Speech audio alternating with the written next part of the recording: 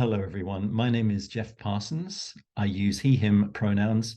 I identify as a gay man, and I am the CEO, which in this case means Chief Empathy Officer of the Inclusion Imperative, which is an independent diversity, equity, and inclusion consulting practice, the motto of which is making the world a more inclusive place, one organization at a time. It works with commercial organizations to try to promote internal and external culture shift so they can do the best for and get the very best out of their most important resource, which is, I believe, their people. You can find out more about what it does at www.theinclusionimperative.com.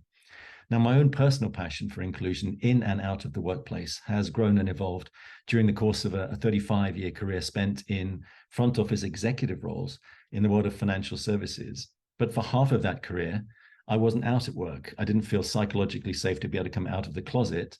And my reluctance to do so was informed by observing exclusionary practices at just about every job that I'd ever held, right back to the first professional position I ever took at a medium-sized accounting practice in Piccadilly in London back in the 1980s, when as an intake of 15 people, I noticed that looking around the room on day one, there were 15 white men.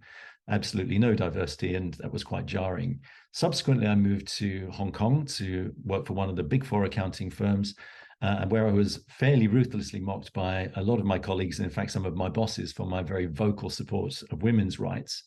And then later in my career, as I moved more into the world of banking and spent a lot of time on trading floors, I became witness on pretty much on a daily basis to so-called banter, much of which was actually rife with racism, sexism, homophobia, misogyny, etc. Now, all of these instances could have had the effect of driving me back into the closet and making me believe that I could never actually bring my authentic self to work. But what it really did, in fact, was the opposite. It galvanized me to try to become an agent of change, because I could see that there is value in difference.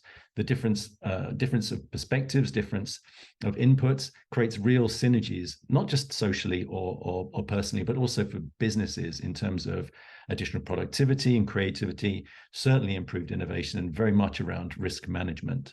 So these days, I spend my time working with organizations to try to make them understand and make use of the value of difference. And I might do that in a number of ways. It could be something as simple as a speaking engagement. They could be workshops and training, some coaching, mentoring, bespoke diagnostic reviews of people, practices, systems, and culture. But it's all very much rooted in reality. As I said earlier, I spent my career in front office. And so what I do is make sure that I bring the theory of HR into the reality of the front office, applying what I call the 4 Ps. Everything has to be proactive, personal, positive, and above all, practical. So as I said, one organization at a time, we will make the world a more inclusive place. And I hope you will join me on that journey, because it is an aspiration worth fighting for. Thank you.